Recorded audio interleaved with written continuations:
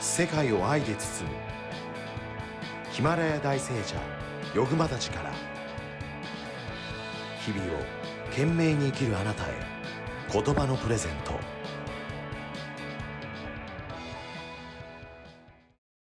ヨグマたちの、はい、ヨグマタとねいうのは、え、そもそもどういう意味があって、なぜヨグマたちと呼ばれるようになったのか、ちょっとお伺いできますか？インドの知識協会っていう、そういうインテリの人たちが集まって会議をしていろいろね、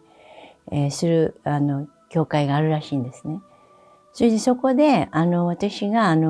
究極のサマディをねクムメラとかで行っていたので、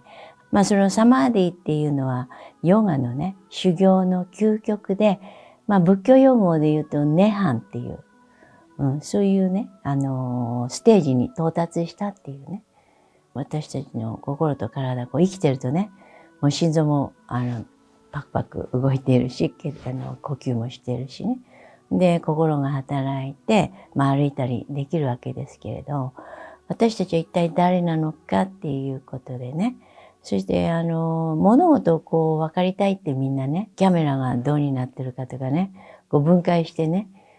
そして調べたりして、さらにいい製品を作りたいとかね。だから人間もどういうふうな仕組みになってるのかっていう。私たちは瞑想っていうことでね、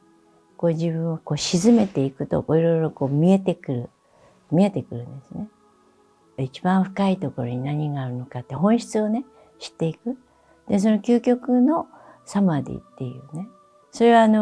ヨガっていうのは、ヨグって言って結びつけるっていう意味なんですけど、最初に発生した言葉の意味はね。物が調和してね、すごくバランスが取れた状態っていうのは安定して動かない状態なのね。で、今度全部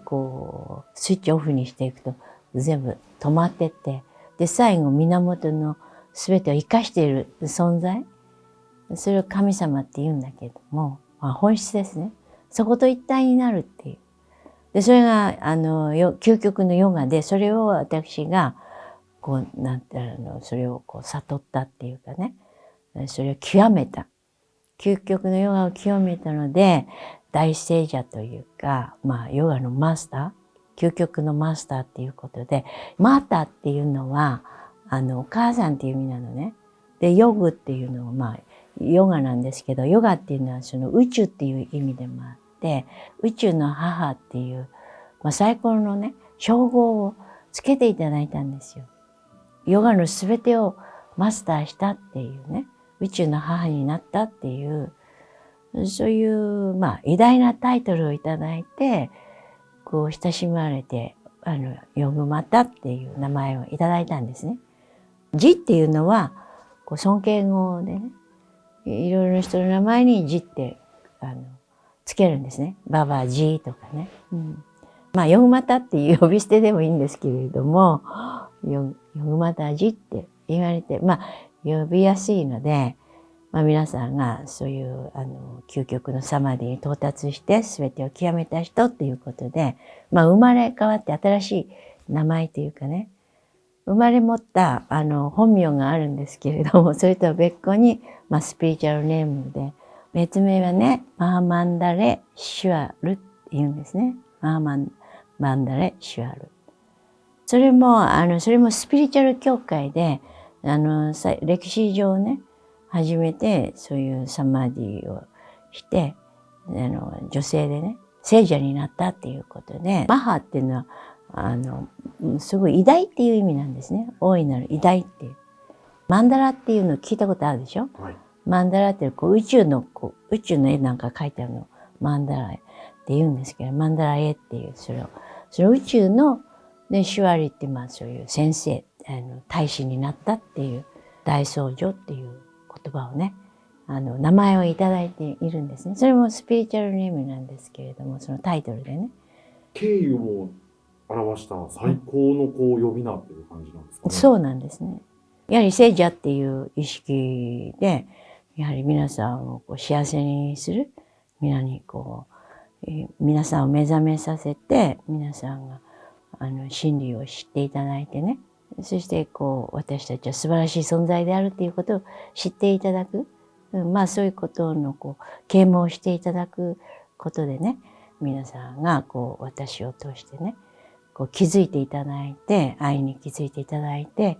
それでもっともっと素晴らしいね、生き方をしたりね、可能性を磨いていただきたいっていうことで、そういうみんなを愛していくっていう、そういう存在なんだって。インドの先生はね、みんなのことを、エベタ、エベタって言うんですよ。その、聖者がね。何のことかなって思って聞いたらね、子供たちよって言ってるんですよね。で、大人に対しても子供たちよって、私たちは表面のことしか知らなくて、本質を知らないので、それこそ、目を閉じたまま暗闇を生きてるみたいな状況で、もっと懐中電気を持って、光を持って生きていただきたいって、そうすると全部分かって生きられるっていうこと。分からないから誤解して、恨んだりとか、怒ったりとか、イライラしたりとか、喧嘩したりとか、そうやってみんな何を思ってるかもわからないし、光の人になっていくと、相手を許したり、もうちょっと、こういうことを思ってかわいそうだなとかね、愛したりね、そういうふうな気持ちになれるように、もっと肯定的な気持ちになったりね、知恵を持った人になったり、もっと愛がたくさんの人になったり、平和な人になったりっていうことで、そういう可能性があるわけです。だけどみんな頑張ってやるからすごく疲れちゃうのね。いろいろ生きていても、あっちにぶつかるともうそっちに行かないようにするんだけど、で、ぶつかるまで頑張って、ダメなんだ、みたいな。最初から直感でね、これはダメなんだ。で、もうちょっといい道をね、スッと守られながら歩んでいくことができるんですね。深いところからね、素晴らしいね、パワーがあるし、知恵があるので、そういうところにつながっていくとね、すごくもっと効率よく生きられるのかなって、そういうことをお知らせしてるんですね。はい。ありがとうございます。ヨグマタという言葉は本当にもうこれ以上ない呼び名だと思うんですよ。ヨガのお母様、母っていう意味じゃないですか。そうですね。だからヨガって言っても真理をね、本質を知っていくっていうことで、私たち全てのものはヨガなんですよ。ヨガっていうか調和っていう意味なんです。バランスっていう意味なんですよ。全てのものは調和されて、安定しているっていう、そこに帰っていくって。そうでないと、それで例えば揺れたりしてね。で、それ揺れると、やっぱし怖いしね。不安定だしね。だから揺れたくないから頑張ったりして、ガーッと頑張ったりね。いろいろ杖持ったりとか、例えば地震だったら杭打ったりとか、揺れないようにね。で、みんな不動の心になりたいとかね。そういう、究極の状態っていうのは、本当に安定した状態っていう。だから全てのものが揺れていて、で、最終的には平和になっていくっていうことをね。それを平和を作り出すっていうのが、ヨガの教えっていうかね、どうしたら平和になるかっていうことをね、お伝えしてるんですね。失敗すると心不安定になっちゃうからね、失敗しないようにね、注意深くやるとか、反省するとかね、物事を正しく見てやるとかね、意識してやるとね、疲れちゃうからね。だから自然にできるように、そういうものを私はお伝えしてるんですね。自分でやるとね、すごく疲れちゃうのよね。やりながら大丈夫かっていうふうに思うでしょ。だから大丈夫って信じられるものね、につながっていく。だから瞑想やってもね、この瞑想でいいのかなとか思うとね、不安になっちゃうでしょ。だからどっか旅に出てガイドがないとね、大丈夫かなとか。だからガイドに、私はガイドにならさせていただいてるんですね。